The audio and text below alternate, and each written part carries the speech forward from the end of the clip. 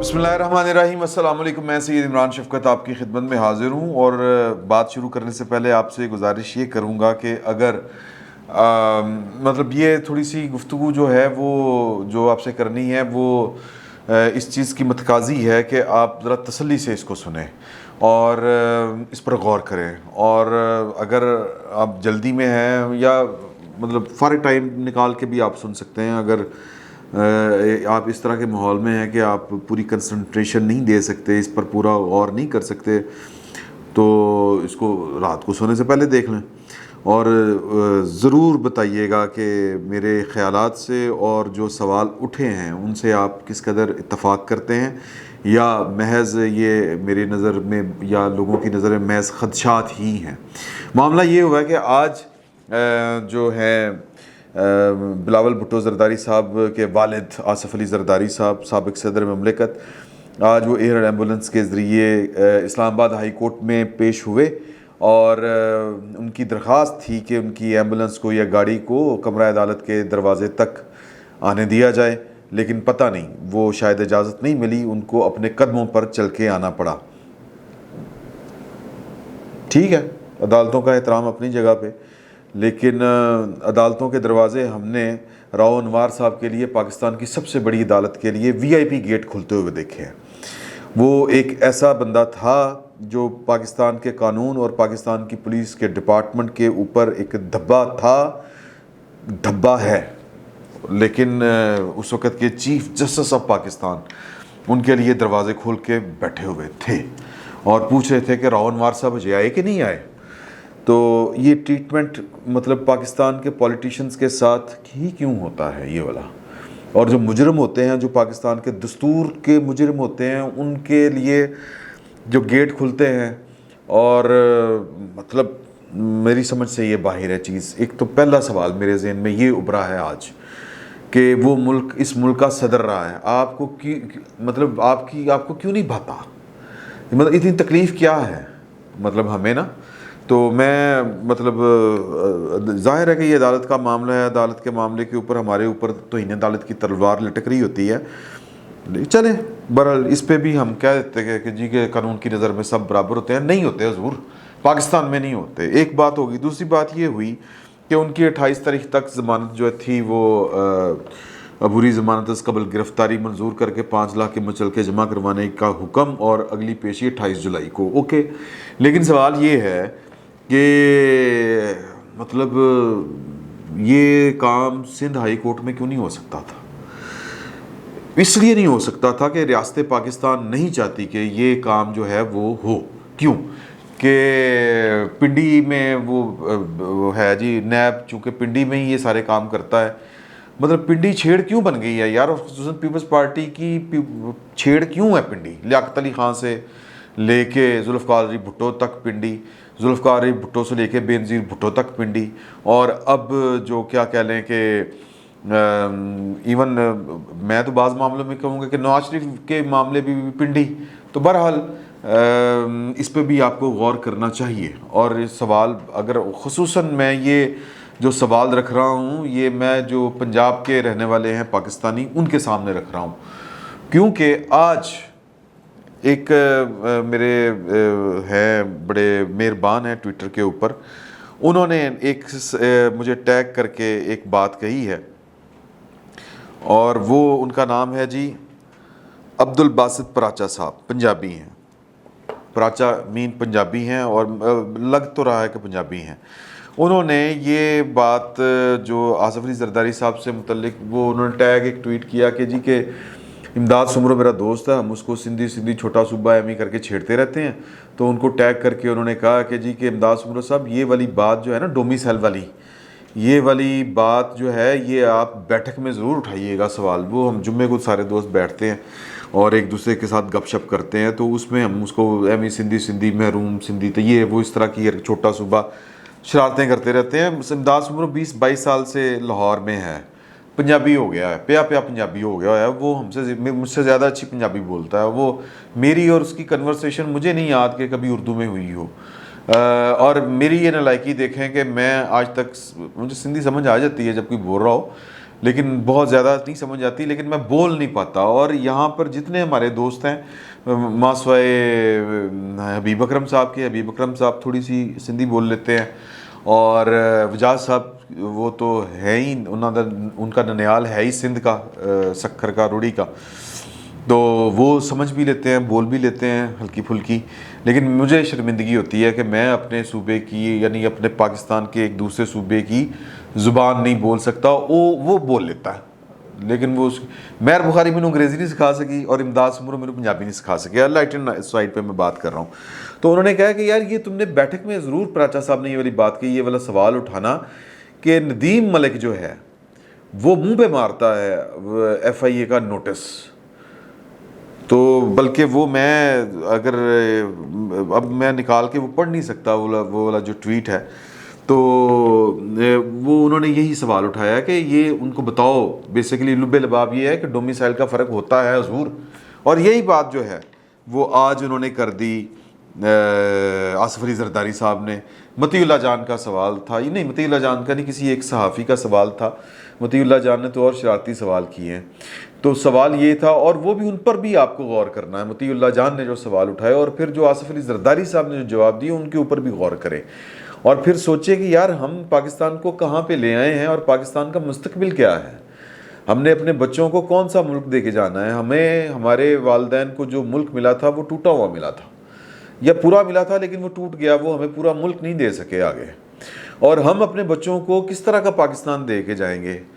یہ سوال مطلب کوئٹہ میں، بلوچستان میں آپ پنجاب کا کوئی بندہ بغیر یعنی گارڈ کے، یعنی جس کو آپ کہتے ہیں حفاظتی بندوبست کے، منہ اٹھا کے، جس طرح میں منہ اٹھا کے فیصل آباد جا سکتا ہوں، منہ اٹھا کے میں کراچی جا سکتا ہوں، دل چاہے پنڈی چلیے جا سکتا ہوں، میں اس طرح واران میں کیوں نہیں جا سکتا، میں کوئٹہ شہر میں کیوں نہیں جا سکتا.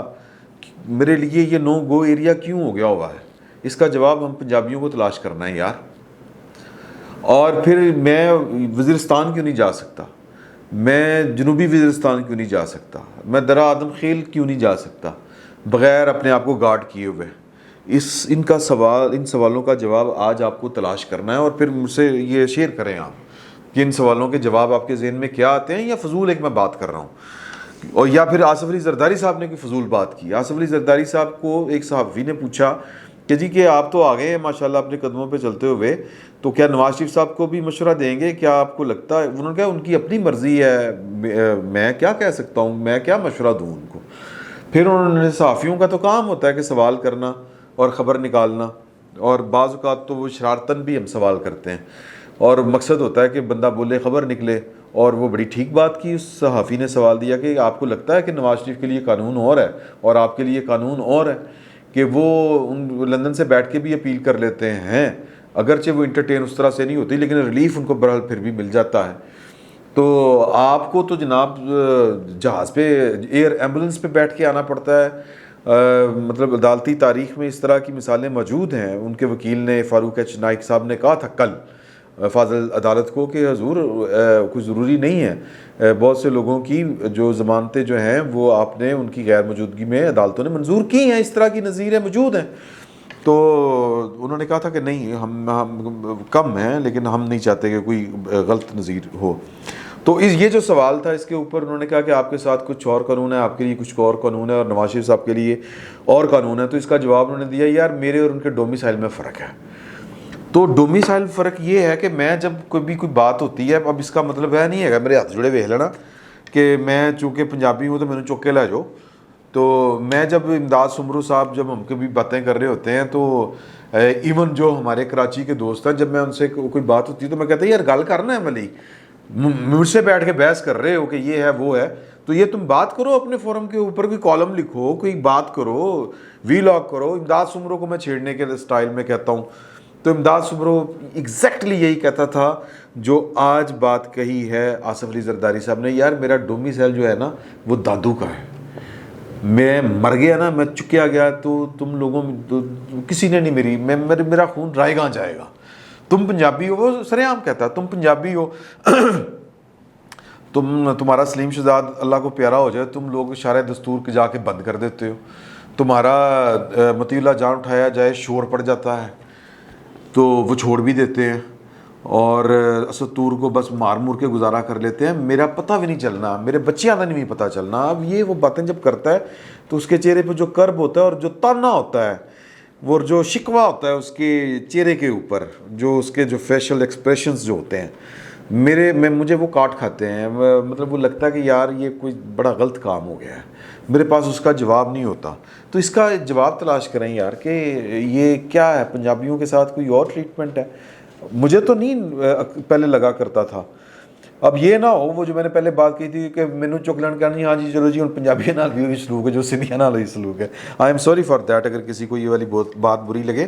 میں ویسے ایک بات کر رہا ہوں کہ پاکستان کا ایک سابق صدر ہے وہ یہ باتیں کر رہا ہے, تو اس پہ کوئی ان باتوں میں کوئی وزن ہے کہ, یا جو ہم بچپن سے سنتے ہیں سندھ کارڈ. اب تو خیر جو فردوس عاشق اوان صاحبہ ہیں وہ جب کیا نام ہے جی مریم نواز صاحبہ کا, ان کو بھی کہتی ہے کہ پنجاب کارڈ یوز کر رہی ہیں.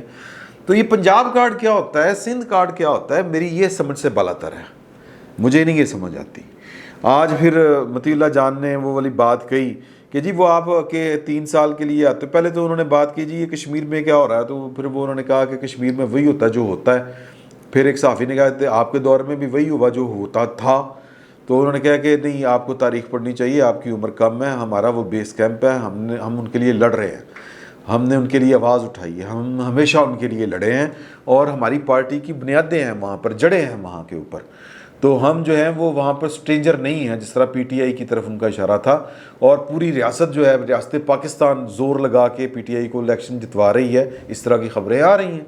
تو انہوں نے یہ والی بات کی. پھر دوسری بات کی کہ وہ آپ مطیع اللہ جان نے چھیڑنے والے انداز میں بات کہی کہ آپ اپنے 3 سالہ کہ آپ کے 3 سال کے لیے آتے ہیں, اس بیان پر آپ آج بھی قائم ہیں. تو مطیع اللہ جان صاحب کو انہوں نے ذرائع مزاح اور لیکن بڑی گہری چوٹ لگائی, اور میں سمجھتا ہوں کہ اس کے اوپر بھی آپ کو اور مجھے سوچنا چاہیے کہ یہ کیا ہے. انہوں نے کہا کہ تم خود تو اٹھوائے گئے تھے, اب تم چاہتے کہ ہم بھی اٹھائے جائیں. تو یہ پاکستان کا وہ شخص بول رہا ہے جو پاکستان کا صدر رہا ہے. ویسے تو پاکستان کا وزراء اعظم بھی عجیب عجیب باتیں کرتے رہے ہیں. اسمبلی کے اندر کی تھی کہ اسٹیٹ ود ان اسٹیٹ نہیں چل سکتی, ریاست کے اندر ریاست نہیں چل سکتی. پاکستان کا 3 دفعہ وزیر اعظم رہنے والا شخص کہہ رہا تھا, اب وہ شاید یہ باتیں ابھی ان کے کرنے کا وقت نہیں ہے, پتہ نہیں کیوں نہیں ہے, اللہ بہتر جانتا ہے, کہ وہ کہا کرتے تھے نواز شریف صاحب کہ ریاست کے اندر ریاست بنی ہوئی ہے, یہاں پر ریاست کے اندر ریاست چل رہی ہے. تو یہ باتیں جو ہیں یہ سوچنے سے تعلق رکھتی ہیں اور ان کا جواب ہمیں تلاش کرنا ہے. اور سوال یہ, ان باتوں کا جواب ہمیں صرف اس لیے تلاش کرنا ہے کہ ہمیں پورا پاکستان نہیں مل سکا. میری 1972 کی پیدائش ہے, 1971 میں پاکستان جو ہے وہ 2 لخت ہو گیا تھا.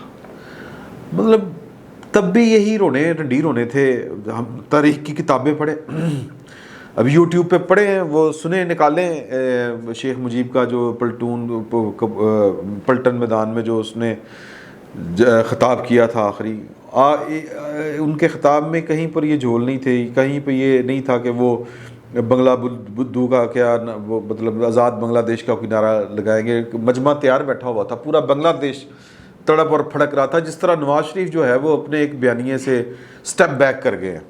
پنجاب دھڑک رہا ہے, پھڑک رہا ہے. اور وہ میں جو بات کرتا ہوں کہ آپ پنجاب کے گلی محلوں میں جائیں, باتیں کریں, دیکھیں, تو اس سٹیٹ آف افیئرس کو اگر کوئی بندہ ریورس گیئر لگا سکتا ہے تو وہ ایک شخص ہے, اور اس کا نام ہے جنرل قمر جاوید باجوہ صاحب, اور کوئی نہیں ہے, اور کوئی نہیں ہے.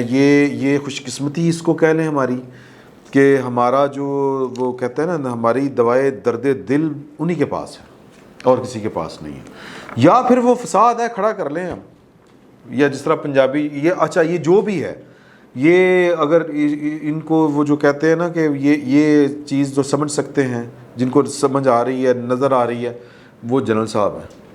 اور میں سمجھتا ہوں کہ اگر انہوں نے صحیح ڈائریکشن پر ان خطوط پر سوچنا شروع کر دیا تو یعنی صرف محض ایک ادارے کے سربراہ کے طور پر نہیں، اس قوم کی ذمہ داری محسوس کرتے ہوئے، جس طرح اس قوم کا ڈیفنس، اس قوم کا جو آپ کہہ لیں کہ نظریاتی طور پر جس اضطراب میں مبتلا ہے یہ قوم، وہ نظر آ رہی ہے، اور کوئی اس سے آنکھیں چرانا چاہے تو پھر اس کی اپنی مرضی ہے۔ تو ایک اضطراب ہے، ایک بے چینی ہے، نظریاتی طور پر، ریاستی طور پر، سیاسی طور پر ایک ہے۔ تو اگر جنرل قمر جاوید باجوہ صاحب جو ہیں وہ اس کو انڈرسٹینڈ کر گئے تو یہ ملک کے لیے بڑا اچھا ہوگا، ادروائز تو پھر جو چیزیں ہیں وہ پھر بگاڑ کا ہی شکار ہوتی ہیں۔ اگر بر وقت جنرل یحییٰ صاحب جو ہیں وہ چیزوں کو پہچان جاتے، اپنی ذات سے نکل آتے اور مسائل کو سمجھ لیتے اور جو چیلنج تھا اس کو سمجھ لیتے تو شاید پاکستان قائم رہتا۔ ایوب خان صاحب سمجھ لیتے، شاید چیزیں محرومیاں اتنی نہ بڑھتی۔